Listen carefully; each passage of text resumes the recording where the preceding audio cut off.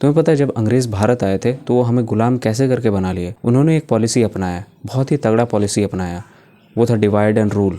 वो बहुत समय तक हमारे देश में थे, ऑलमोस्ट कह सकते हो 1600 से हमारे देश में थे। और स्टार्टिंग में उनके पास एक चीज़ जो सबसे बड़ा हथियार था, मैं भी उस चीज़ को मानता हूँ कि हाँ ये चीज़ उनके पास मतलब बहुत तगड़ा चीज़ था, वो था पेशेंस।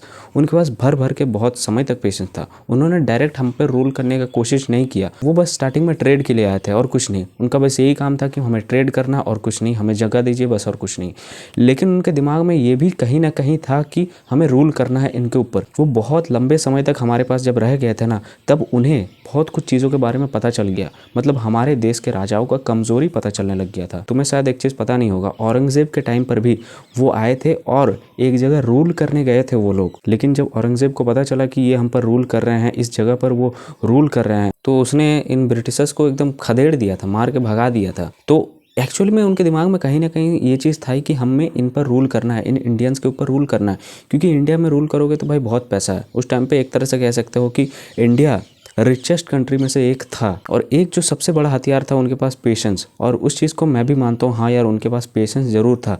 और उसी पेशेंस के हेल्प से जो कहते हैं ना अपना टाइम आएगा, अपना टाइम आएगा, और एक्चुअल में भाई उनका टाइम आ गया। धीरे धीरे करके जो हमारे इस देश के मुगल एम्परर्स थे वो वीक पड़ने लग गए और यहीं पर उनका एंट्री होता है। वो बहुत सालों से थे हमारे देश में और धीरे धीरे करके वो डिवाइड एंड रूल पॉलिसी अपनाना स्टार्ट किए। जैसे जैसे मुगल एम्पायर जब वीक होने लगा, तब बाकी सारे जो स्टेट थे वो भी इंडिपेंडेंस डिक्लेयर कर दे रहे थे। हैदराबाद अपना इंडिपेंडेंस डिक्लेयर कर रहे थे, उधर अवध अपना इंडिपेंडेंस डिक्लेयर कर रहे थे।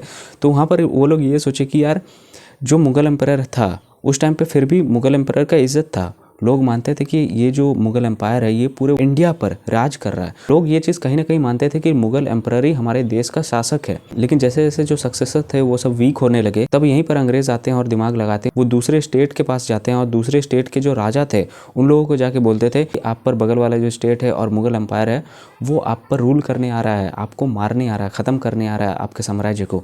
तो यहीं पर वो दिमाग लगा रहे थे। बेसिकली वो झगड़ा करा रहे थे, अपने ही भाई लोगों से झगड़ा करा रहे थे। क्योंकि इंडिपेंडेंस डिक्लेयर तो उन्होंने सब ने किया, सब बहुत सारे स्टेट ने इंडिपेंडेंस डिक्लेयर कर दिया था। और यहीं पर वो लोग दिमाग लगाते हैं, वो लोग आते हैं और सभी को डिवाइड करते हैं। धीरे धीरे करके यही चीज़ सब्सिडरी अलायंस लाते हैं, डुअल गवर्नमेंट लाते हैं, और ऐसे ऐसे करके उन्होंने हमारे देश को तोड़ दिया और पूरा उन्होंने कब्जा कर लिया। देखो बस एक चीज़ तो मैं समझता हूँ कि वो लोग भारत आए, हमें लूटा, वो लोग बस अपने फायदे के लिए आए थे और कुछ नहीं। लेकिन उनसे हमें एक चीज़ तो ज़रूर सीखने को मिलता है, वो लोग उससे पहले कह सकते हो 100 सालों से हमारे देश में थे। 100 सालों तक वो आराम से बस बैठे रहे और ट्रेड करते रहे। धीरे धीरे करके जब समय आया, जब मुगल एम्पायर वीक पड़ने लगा, तब उन्होंने राज करना स्टार्ट किया। जब दो फैमिलीज़ का लड़ाई होता है ना और उसके बाद कोई तीसरा आ जाता है, तब वो तीसरा जो इंसान होता है ना वो फ़ायदा देखने की कोशिश करता है। वो सोचता है कि मैं इन दोनों का लड़ाई सुलझाऊंगा और बदले में मुझे कुछ मिलेगा। हो सकता है रिस्पेक्ट मिले, हो सकता है पैसा मिले, लेकिन मुझे कुछ मिलेगा। वो अपना फ़ायदा देखने की कोशिश करता है और यही उन लोगों ने भी किया था। लेकिन इससे हम एक चीज़ तो ज़रूर सीख सकते हैं कि लाइफ में अगर हमारे अंदर पेशेंस आ जाए ना, तो हम एक बड़ा दाव को जीत सकते हैं, जैसे उन्होंने एक पूरे देश को जीता था। हाँ, गलती हमारा भी था कि बाकी सारे स्टेट्स जो थे वो लोग इंडिपेंडेंस डिक्लेयर कर रहे थे, सब अपना एक खुद का देश बना रहे थे। मैं इस चीज़ को मानता हूँ। लेकिन ये चीज़ भी देखो ना कि जो अंग्रेज़ थे वो लोग तो तीसरे इंसान आके राजा बन गए यार, हम पर कब्जा कर लिए।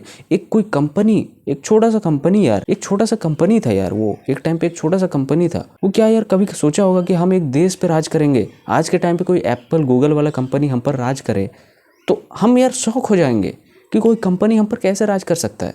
लेकिन वो चीज़ उन्होंने किया था, उनके पास आर्मी था। आज कोई कंपनी आर्मी नहीं रख सकता। और कहा जाता है ये जो ईस्ट इंडिया कंपनी था ये वर्ल्ड का सबसे बड़ा कंपनी बन गया था एक टाइम पे। कहाँ एक छोटा सा ही कंपनी था और इसने पूरे देश को कब्जा कर लिया और वर्ल्ड का सबसे बड़ा कंपनी बन गया। सोच सकते हो, इस कंपनी के पास पेशेंस था, मैं मानूंगा इस चीज़ को। इस कंपनी के पास पेशेंस था, इस कंपनी के पास यूनिटी था जो हम इंडियंस के पास उस टाइम पे नहीं था, और इस कंपनी के पास पावर्स भी था जो धीरे धीरे बढ़ने लग गया। देखो यार, मैं यहाँ पर तुम्हें एक सीरियस चीज़ बताना चाहूँगा। जब एक छोटे से कंपनी का समय आ सकता है, जब एक छोटा सा कंपनी हम पर राज कर सकता है, हम पूरे एक देश पे राज कर सकता है, तो यार कभी ना कभी तुम जिस काम पे वर्क कर रहे हो उसका भी कभी ना कभी समय आएगा। बस पेशेंस होकर काम करते जाओ और खुद के काम के ऊपर भरोसा रखो। बस कंसिस्टेंटली अपना काम करते जाओ, सीखते जाओ और इम्प्रूव करते जाओ। रिजल्ट तुम्हें मिलेगा कभी ना कभी, 10 साल बाद ही सही लेकिन मिलेगा, और जब मिलेगा तो बहुत तगड़ा मिलेगा। देखो यार, मैं तुम्हें यहाँ पर ये नहीं बताना चाह रहा हूँ कि कोई कंपनी ने हम पर राज कर दिया, वाह वाह वाह वाह, मतलब सीखना चाहिए सीखना चाहिए, नहीं यार। हम पर राज हुआ, हमारे पूर्वजों ने गुलामी झेली, हमारे पूर्वज जो थे बहुत लोग शहीद हो गए, हमारे बहुत सारे फ्रीडम फाइटर शहीद हो गए इन्हीं सब चीज़ों में, उन सबको हम रिस्पेक्ट करते हैं। लेकिन कुछ कुछ चीज़ जो सीखने का चीज़ होता है ना, हमें उस चीज़ को कभी कभी एक्सट्रैक्ट कर लेना चाहिए और अपने फ़ायदे के लिए देखना चाहिए। हमें उनसे पेशेंस सीखना चाहिए। अगर हम अपने दिमाग में पेशेंस ले आए तो हम एक्चुअल में बहुत कुछ चीज़ कर सकते हैं। So that's it for a video. I hope तुम्हें थोड़ा बहुत भी समझ आया होगा। Thanks for watching.